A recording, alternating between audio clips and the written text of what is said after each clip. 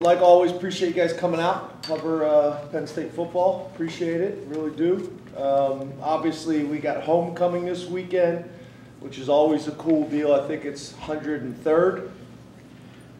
I think I read that, but 103rd homecoming game. Our fans have been awesome all year long. We're averaging 110,000.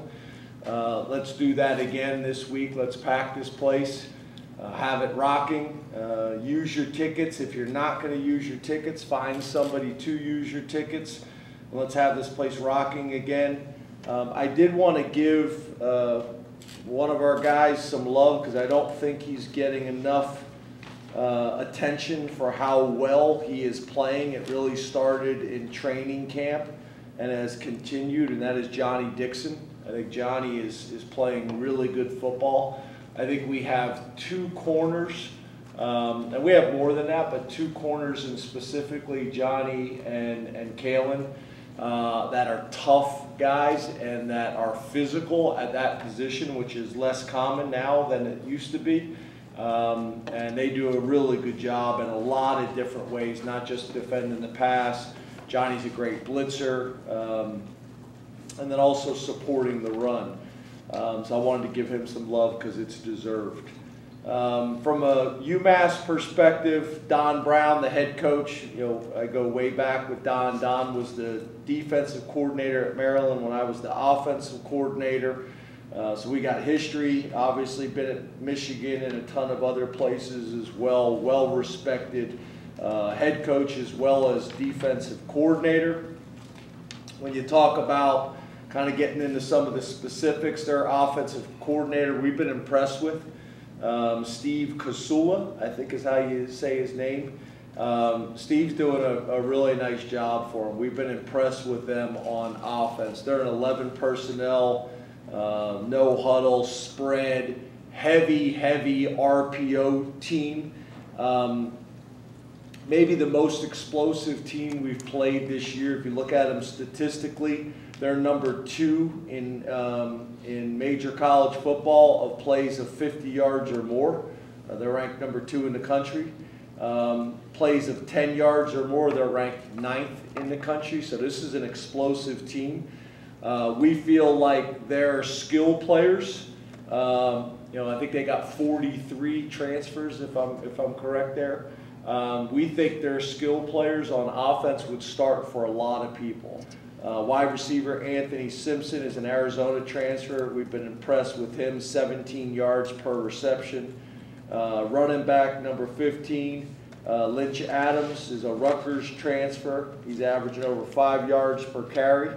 And then their quarterback, who we recruited heavily out of high school, Tyson Pumachan, was at Clemson, was at Georgia Tech, and is now at UMass. Is completing almost 66% of his passes and doing some really nice things. So, these guys have got our attention, and specifically on the offensive side of the ball, I think are doing a great job. Defensive coordinator Keith Dazinski, who I've known for a long time as well. Keith's been tied with Coach Brown for a long time. I think Coach Brown, I don't mean this with any disrespect to anybody, but I think Coach Brown is calling the defense. I could be wrong there, but either way, those two guys have been really connected for a long time. I got a ton of respect for Keith and Don, both as defensive minds. Guys that we've been impressed with is D-tackle number 42. Billy Wooden is a big kid from Towson, Maryland, 6'3", 310. Defensive tackle number 56, Cletus Mathurin, who's from Hartford, Connecticut. He's another D-tackle, is over 300 pounds. They got a defensive end named Marcus Bradley, who we recruited pretty heavily out of high school from Gaithersburg. Went to Vanderbilt originally and then transferred to UMass. He's a 6'3", 260-pound disruptive player, and then their safety, number 21, Teray Powell, is from New Jersey. They're the guys that we have respect for. And then special teams, Ben Albert, who I've also known for a very, very long time.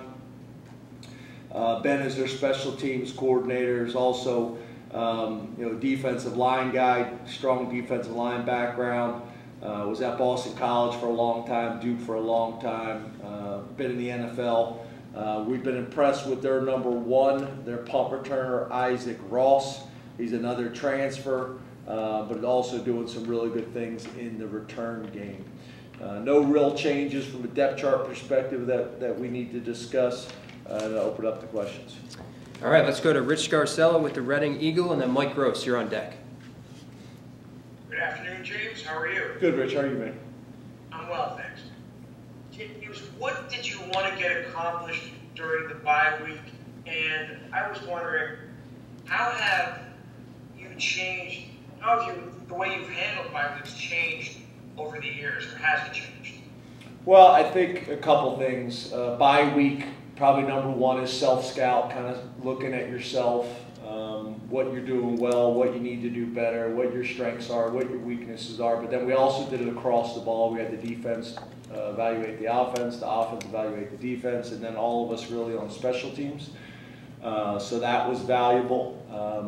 And then obviously practice enough that we can stay sharp and get enough full speed, good on good periods, which are really valuable, but also not too much that we have a chance to recover and get fresh and get healthy for the second half of the year. So kind of a combination of those things. I thought we were able to do that. We practiced on Sunday, we practiced on Tuesday and Wednesday, more traditional type practices for us.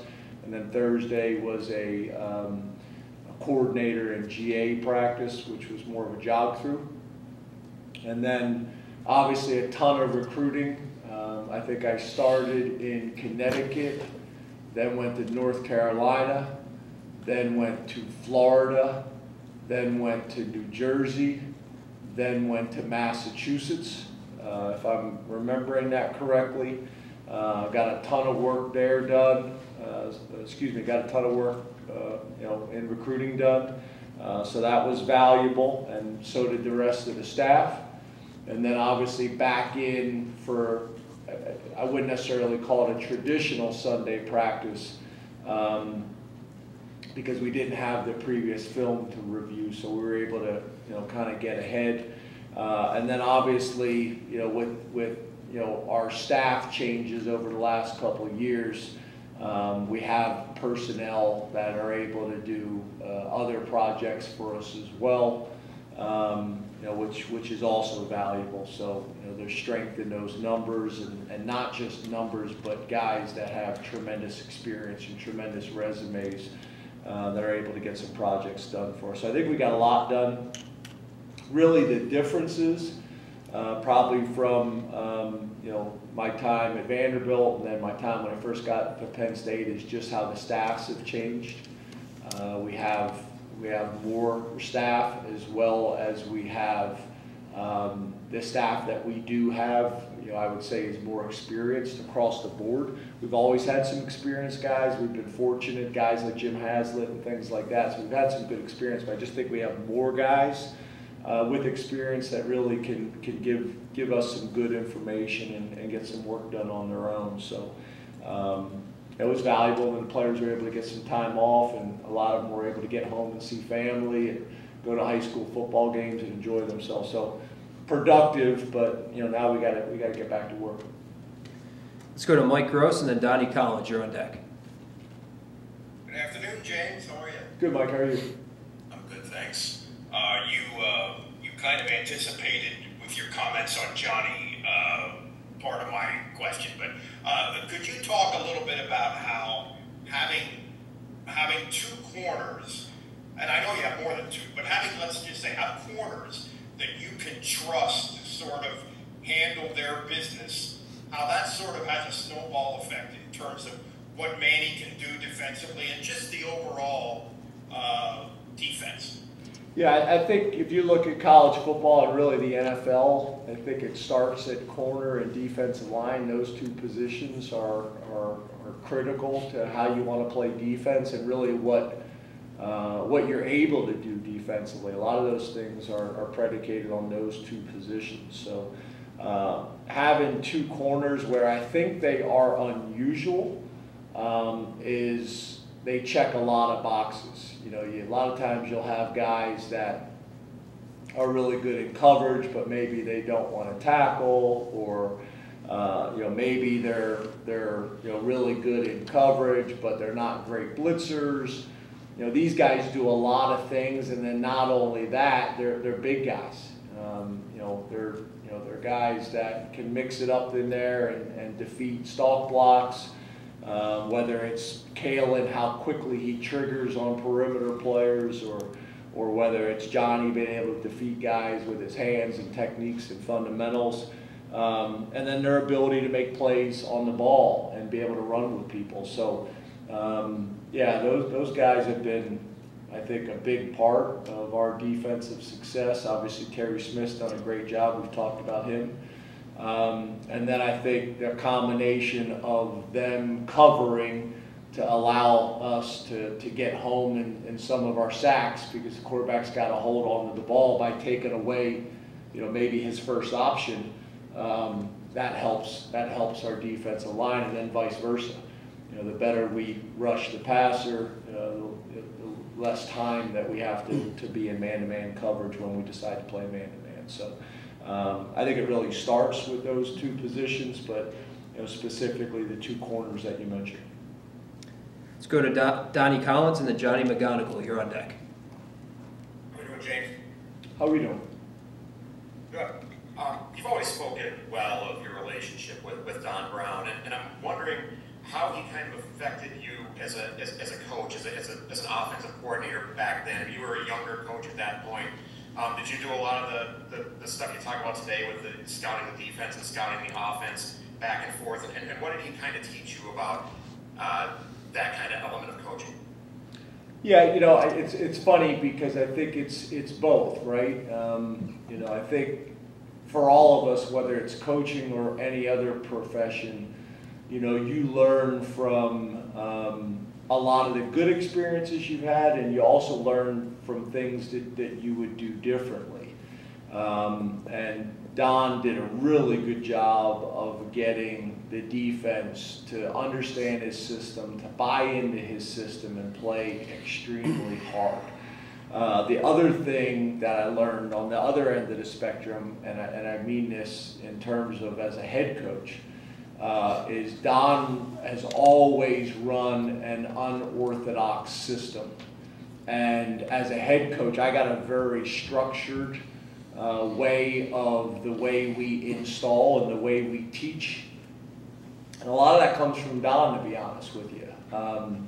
You know, when you're trying to install a defense or when you're trying to install an offense, I don't allow the offense, when we're doing install during spring ball or training camp, that Manny's got to teach his defense, and then also he could get empty, he could get unbalanced, he could get motions and shifts. We don't do that. So it's like, on this day you're going to get this from the offense, and on this day you're going to get this from the defense. And that was always a challenge with Don, because Don, that is his base. It's like, okay, we're trying to run it against a base defense. Well, he doesn't really have a traditional base. So, you know, in terms of, you know, how he did such a marvelous job of getting his guys to buy into his system and play extremely hard and have a lot of confidence within the system. He does a phenomenal job, as good as I've been around with that. But then also, you know, in terms of how we structure practice and how we build, you know, making sure that the offense and defense, you know, is doing it in a way that allows both sides to kind of build a foundation and go from there. So, got a ton of respect for him. You know, this Saturday there'll be some challenging looks that we'll get. You know, but to be honest with you, that's a big part of how we do things here, is based on some of the challenges that he presented as a defensive coordinator when I was a young offensive coordinator. Let's go to Johnny McGonigal and then Ben Jones. You're on deck. Hey James, how are you? Good, how are you? Good, good. So James, last month you were asked about scheduling teams like Delaware, and you said there was pretty good data to suggest that scheduling like that in a non-conference helps teams win championships and get to the playoff. I'm curious, though, do you see that approach to non-con scheduling changing or staying the same, with a 12-team playoff arriving soon? It seems like there are points to be made on both sides of that. Yeah, I would say there's a team in this conference specifically that's buying out of a ton of game contracts that are already signed to go in the complete opposite direction. So no, I don't think it's changed. I would say you could even make the argument it's magnified, and that's why people are changing their schedules, because you look at who people are going to have to play just in our conference. It's going to be even more challenging than it's ever been. So I don't think the philosophy or the model has changed. You got to do whatever you possibly can to give yourself a chance, number one, to be undefeated at the end of the season. To your point, with a bigger playoff, there's probably a little bit more wiggle room in terms of right now it's kind of undefeated or at the most one loss. And then on top of that, if you're not scheduling to be undefeated, you're scheduling to have as least as many losses as possible to give yourself a chance to be in the playoffs. There's another team in this conference that has had a ton of success the last couple of years, and again, I think it would follow the same argument. So, no, I don't think so. And from the ADs and head coaches and people I've talked to, if anything, I think it magnifies it even more. Let's go to Mark Wogenrich and then Frank Bodani. You're on deck.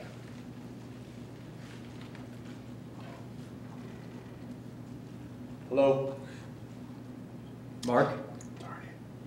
Sorry. Got me now? Yeah. The teams, just following up on that, the teams you just discussed in the Big Ten, is that a reaction to expansion in 12-team playoff? And is that the model that you want to pursue? Or is that just something that they're doing on their own? I'm not sure what you're asking. Be specific. You said there's a team in the conference buying out game contracts. I assume that means non-conference game contracts in the future. Yes, sir.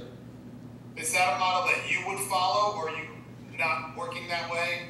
And is that a response to expansion in the Big Ten? Yeah, I think that's a response to expansion in the Big Ten. In terms of the model that we're using here at Penn State and we're discussing, I don't think the model has changed. I think I've been pretty clear on where we should schedule and how we should schedule philosophically. And again, I think the data backs that up. I think this actually got brought up because somebody else was asking about our schedule. I'll leave it at that. But no, I'm just stating I can't necessarily speak for what they're doing and why they're doing it and how they're doing it, because I don't sit in those meetings.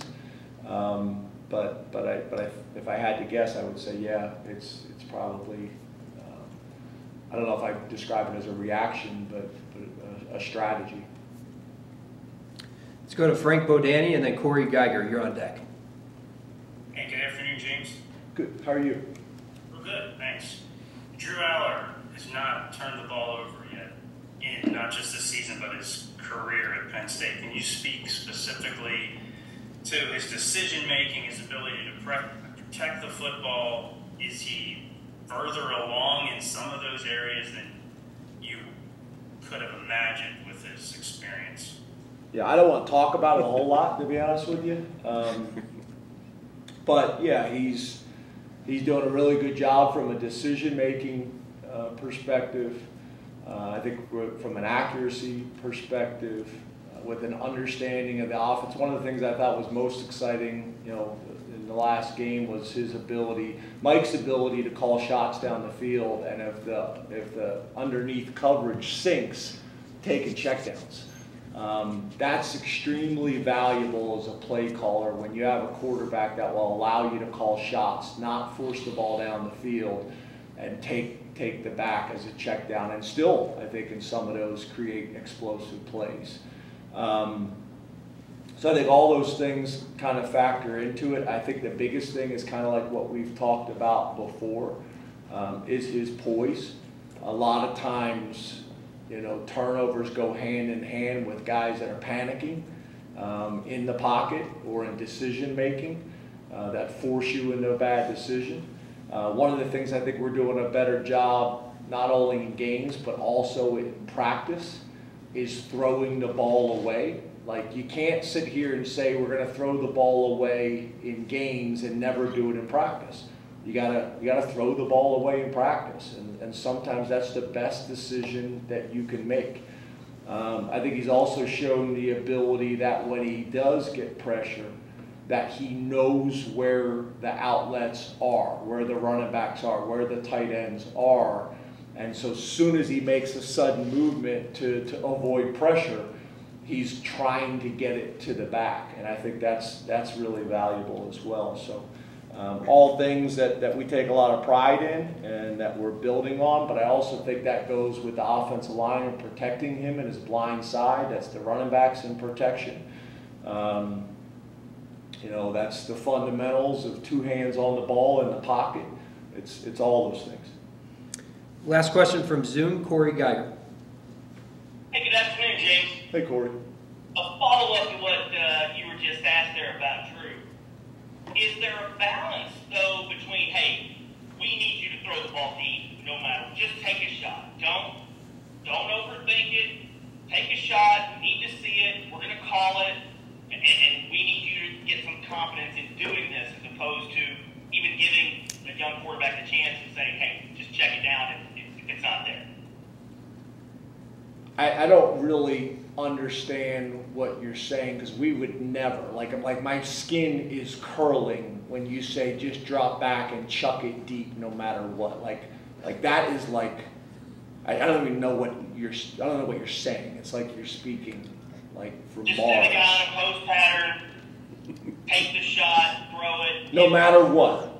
Give your receiver a chance to make a play on a ball. Even if he might be covered 30 yards down the field, maybe you think he'll be open 45 yards down the field, and like Godwin did, or with Jahan or KJ. We I still don't, like, you're speaking Japanese. We have never done that. Just throw the ball up and maybe he'll be open and maybe he'll catch. Like, my skin is like you're making me uncomfortable. Like, I don't know what you're talking about. So okay. Yeah, we would not do that. We would never do that. We've never thought about doing that as a head coach, as an offensive coordinator, as a receivers coach. When I coached the receivers, I didn't want them to do that. So no, strong no. Like, yeah, no. I'm hoping we can cut this out so this doesn't even like get out into the universe. All right, please raise your hand and we'll bring a mic to you. We'll start with Mark over here. James, following up on Rich's question earlier, where are you guys big picture-wise from a health perspective coming out of the bye? And if I could ask you specifically about one guy, JB, anything you can tell us about him? Thank you. Yeah, nothing has changed with JB in terms of kind of how we normally discuss injuries and things like that. Nothing has changed there. In terms of health, I think we're in a pretty good place from the things that we talked about in terms of the number of reps our guys have had in games, the number of guys who are playing. I think we're in a pretty good place from that perspective. I mean, obviously, you'd always love to be totally healthy, and we're not that. But I think we're in a pretty good place. I thought the guys did a really good job. The staff did a really good job of managing, the bye week reps as well, because that's something that probably I didn't talk about when I got asked that question in the beginning. Is that's also one of the things you're trying to do in practice. You're managing the reps of the guys that have earned that. You know, a guy who's played a ton of football at Penn State, who's played a ton of football in terms of college football in general, has played a bunch of reps for us this season. All those things kind of factor in, and then you kind of manage that as well. So nothing is changed from an injury standpoint to address with you guys, but I think we're in a pretty good place. The reality is we need to be in a good place going into this game, and we need to be in a good place coming out of this game as well. Over here on the left, Jared. Hey, Coach Franklin. Hey, Jared. You mentioned that there's a lot of D linemen that you're impressed with. Add that with the multi-layered defense you're facing. When you take all those things into consideration, does getting your run game going early take higher precedence than usual or not?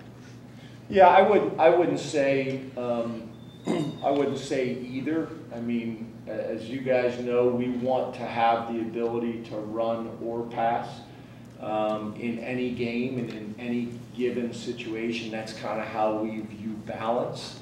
And we want to continue to build on that. This game could look very different depending on how they decide to defend us. We could throw it 50 times or we could rush it 50 times. And that's who we want to be offensively. We want to have the ability to do what we need to do to win and manage the game. And then on top of that, you know, I think when you talk about, you know, the opportunities for big plays coming in the run game and the pass game, I still believe those are coming. But at the end of the day, we need to do what we need to do to win games and be able to take what the defense is giving. Bob? James, how are you? Good, how are you? I'm good. You mentioned Johnny Dixon at the start of the news conference. Another guy that you got via the transfer portal, your Ivy Leaguer, Hunter Northad, just his impact the last 2 years, being able to play multiple positions and to come from an FCS school to really thrive at this level. What do you think that says about him? And he kind of a rare player in that respect to be able to make that jump and make it in a big way. Yeah, and I think he's done a really good job. I mean, culturally, he's been a great culture fit for us. Really well respected in the locker room from the players, from the staff. I think him coming back this year was important for him and us. You know, that was a decision that he needed to make. And I think it was the right decision. And really, I think that's part of my responsibility, right? When a guy decides to come back, we got to make sure that it was the right decision for all parties involved. And I think the way he's playing right now, his ability to play center and guard is extremely valuable. And his approach, his maturity, gosh, you know, he's getting an MBA right now from Penn State. When he's not in class, he's in the weight room, stretching, working on mobility, does a great job with his nutrition and hydration. He's just one of those guys that I think is a really good example of the importance of maturity on your football team. And has done a phenomenal job. We've been fortunate, and, you know, the guys that we've been able to get out of the Ivy League have done a really nice job for us. Great academic fits for us as well. Obviously, they're guys that come here and thrive, and usually end up getting, you know, some higher, you know, ed degrees in terms of master's degrees and things like that. So he's been awesome. He really has, and I think when you have kind of a center that could be the quarterback of your offense and a left tackle like we have in Olu, that's a pretty good recipe for success at those two positions to start to build the rest of the pieces around. And then obviously the experience that we have at right tackle and so on and so forth with Sal at guard, you know, that's an important piece, that center position, and Hunter's done a really good job of really studying what we need to do up front and how we need to do it. So he's been awesome. Audrey? Hey, James. Audrey. Going back to when you hired Manny Diaz to now, what have you learned about Manny, the coordinator, but also Manny, the person? Because so many of your players have raved about him and what it means to kind of learn his defense and the way he explains it to them. Yeah, I think, when you talk about intelligence, right, you're talking about people that can take complex ideas and really be able to explain things in a way that whether it's the players or whoever else can receive that information in a way that makes sense. And I think Manny's done a really good job of that with our defense, and specifically with our defensive players. I think it also helped that he's taking over a unit that had played good defense before. And I think a lot of those things of how they were taught, Manny's bringing it in from maybe a slightly different perspective. And a lot of specifically the veterans in that room, I think have really appreciated looking at the game from a different lens. But I think the other thing that happens sometimes is when you're young, you think there's one way to do things and be right and be successful. And the older that you get, and we all do, you realize there's a lot of ways to be successful and a lot of ways to be right. I think it also is magnified that room had a ton of respect for Brent Pry. So when he left, that was hard. I mean, that really, I think, struck a lot of guys, on our team, and then specifically on the defensive side of the ball with a lot of question marks. And then when you're able to go out and hire a guy like Manny, and he comes in and right away is able to get up in front of the room and talk about how we're going to play defense and how we're going to build on that foundation. He was able to get buy-in right away. And then in some ways, in some areas, has even taken it to another level. So I think the veteran players, I think it's kind of like an aha moment for them, and a real appreciation for it. So there's been a lot of growth there.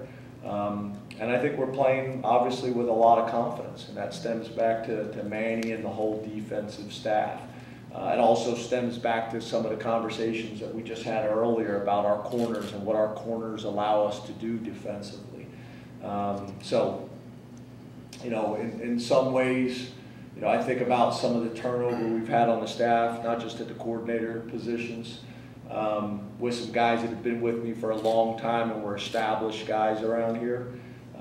That's why hiring and recruiting are two of the most important things you can do, is get the right people in here to build on the foundation, to build on those relationships. And then in terms of just, as a person, Manny and his wife and his sons, it's been awesome. And the thing that probably has surprised me the most is how quickly he's been able to adjust here and hit the ground running. And like I said, when you have, an experience like he went through, and I call him literally, like I felt bad calling him like the next day, but how quickly he and his family were able to transition here, and really not miss a beat. That's been really impressive. And then I think the last thing I would say is the value of his previous experience of being a head coach. You just look at the game differently after being a head coach. And I think that's been really valuable. I think when you're an assistant, you have a lot of opinions on what you think you would do as a head coach. But having guys that have actually done it, there's a ton of value in that.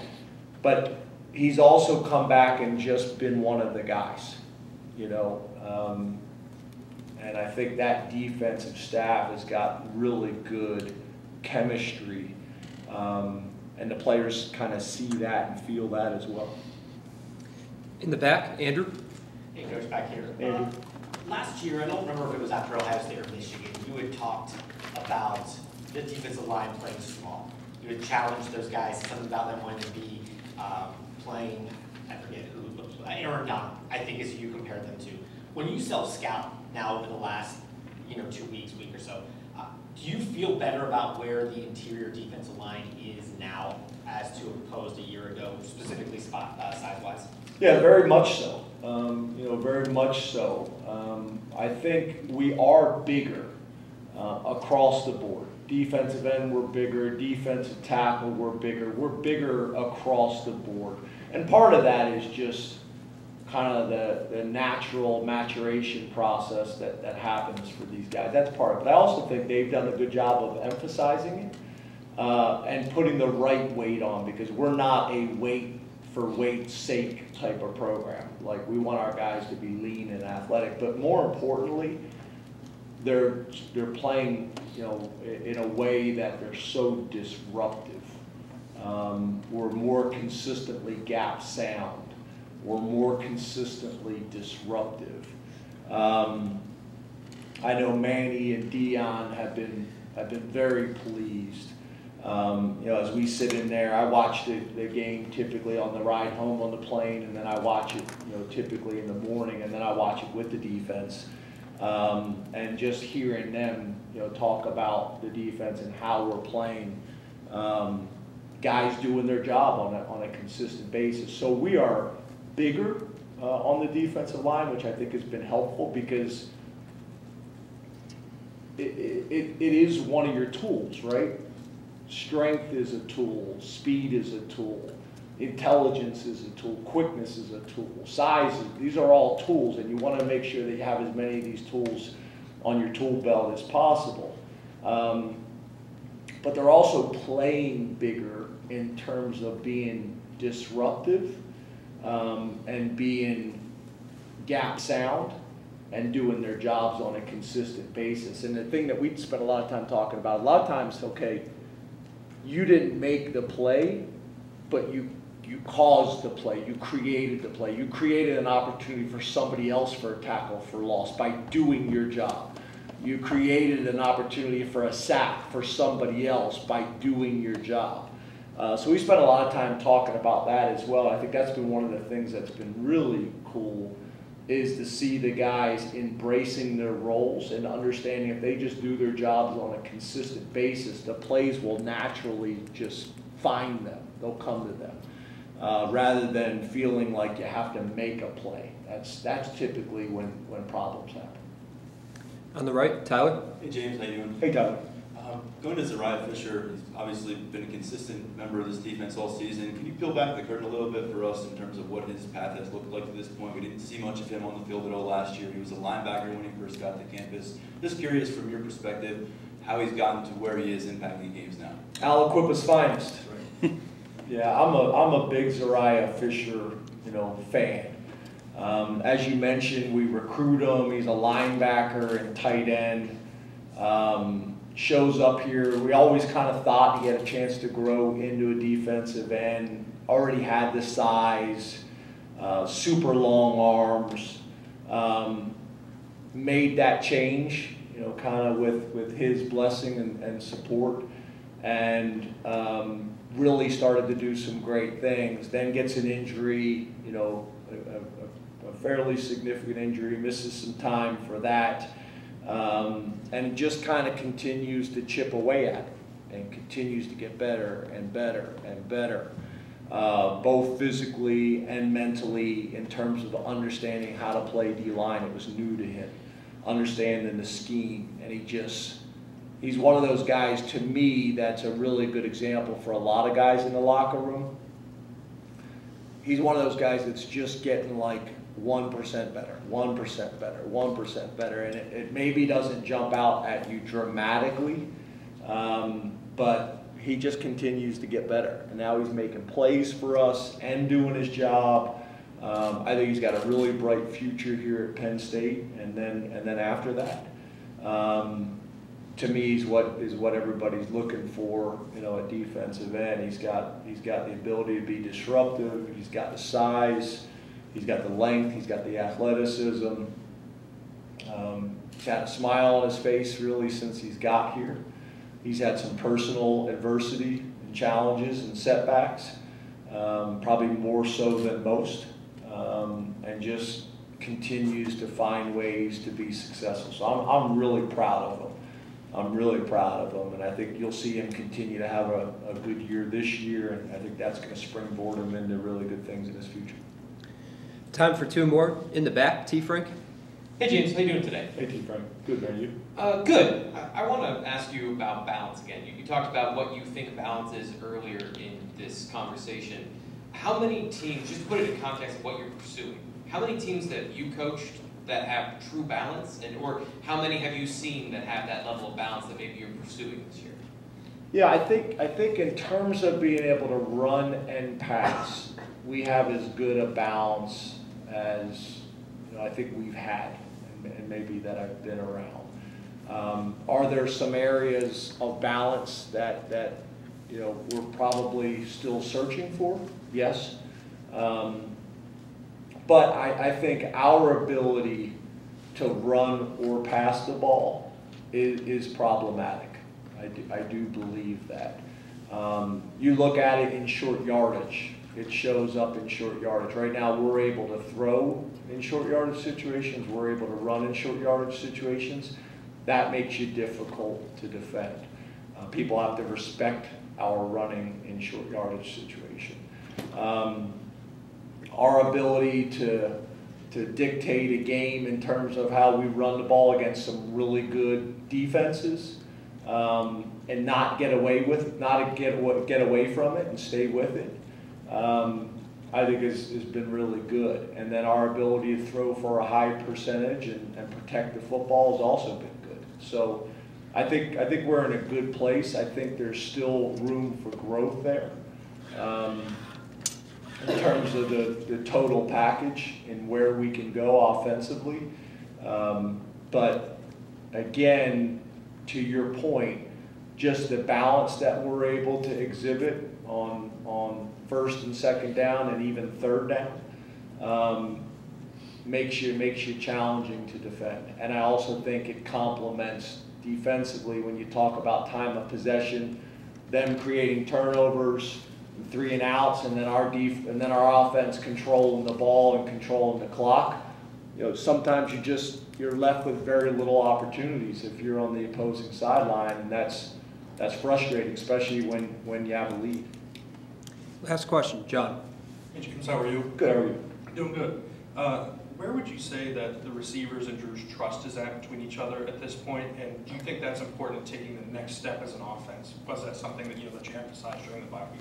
Yeah, I think it's a process, and I think we have made progress this past week and have made progress this season. I do think that's back to kind of a health perspective. I think that's where that's been probably impacted as much as anything is. When you really had 2 guys that have played a ton of football for you at the receiver position, and there being some consistency and trust in practice and in games with those guys, and then you lose one of them, for a couple weeks, that magnifies that. So being able to have Trey back and Keandre on the field while those other guys are developing those roles and those opportunities and that confidence, I think will be helpful. But I think getting Trey back is a huge piece of that puzzle.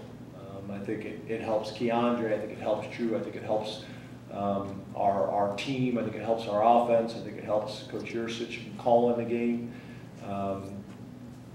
But I think that will really help us having those 2 guys both on the field at the same time. Thank you very much, Coach. Thanks, guys. Thank you. Thank you.